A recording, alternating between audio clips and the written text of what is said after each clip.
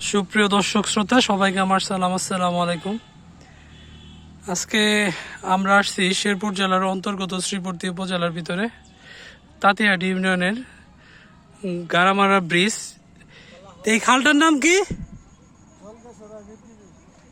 মিরকিবিল।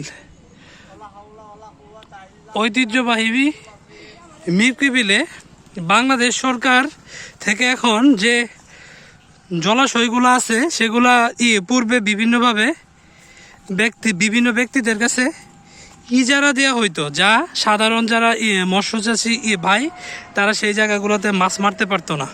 এখন সরকার একটা উদ্যোগ নিয়েছে, মুক্ত জলাশয়গুলা মুক্তই থাকবে। ব্যক্তিগতভাবে কোনো মানুষ বা কোনো প্রতিষ্ঠানের কাছে ইজারা দিতে পারবে না। সেটা সরকারের নিঃসন্দেহে একটা বৃহৎ একটা ভালো কাজ।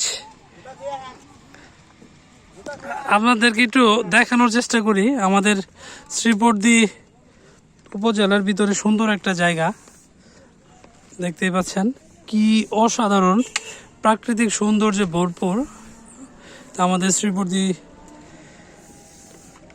উপজেলার মৃগী নদী বা মৃগী খাল দেখতেই পাচ্ছেন, কি অসাধারণ। এটা যারা শ্রীবর্তীতে ঘুরতে আসেন তারা এই জায়গাটাতে বর্ষাকালে ঘুরে যেতে পারেন। আসলে এই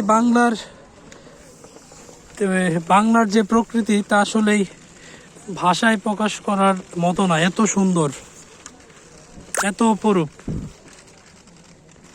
দেখতেই পাচ্ছেন। এখন আপনাদেরকে একটু দেখানোর চেষ্টা করব যে এইভাবে তারা কি পরিমাণে মাছ পায়। যদি কোনো বড় মাছ পাওয়া যায় আপনাদেরকে একটু দেখাবো। সর্বোপরি আসলে এখানে মাছ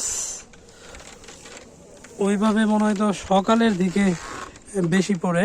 এখন ওই রকম কোনো জালে এখন পর্যন্ত বড় মাছ আমি দেখতে পাচ্ছি না। কি অসাধারণ, মানে গ্রাম বাংলার যে সৌন্দর্য, এটা আসলে গ্রামে না আসলে কেউ বুঝতে পারবেন না। এটা আসলে অসাধারণ। এক কথায় প্রান্তিক জনগোষ্ঠী, প্রান্তিক